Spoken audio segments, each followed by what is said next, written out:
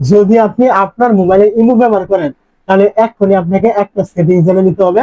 ওইটা আপনার যে কোনো সময় কিন্তু কাজে কিন্তু লাগতে পারে।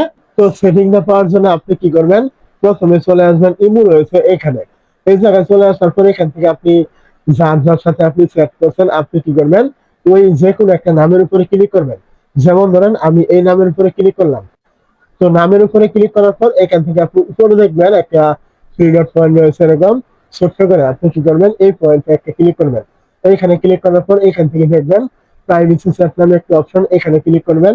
এই জায়গায় ক্লিক করার পর এটা দেখবেন অফ করা থাকবে। আপনি যদি এটা এখান থেকে চালু করে দেন, তাহলে এখন থেকে আপনি তার সাথে চ্যাট করেন অথবা কোনো কিছু আপনি তাকে পাঠান, যাই কিছু করেন না কেন, সে কিন্তু কোনো কিছুর স্ক্রিনশট নিতে পারবে না। আপনি তাকে কোনো কিছু পাঠালে সে ওইগুলো ডাউনলোড করতে পারবে না, কোনো কিছু কিছু করতে পারবে না। আপনার কিন্তু এগুলো সমস্ত কিছু কিন্তু নিরাপদ থাকবে। আপনি যদি চান এটা অবশ্যই এখান থেকে চালু করে দিবেন। আপনি যাকে চান সে আপনার স্ক্রিনশট নিতে পারবে না, কোনো ছবি পাঠালে সে ডাউনলোড স্ক্রিনশট করতে পারবে না। অবশ্যই আপনি এটা এখান থেকে চালু করবেন।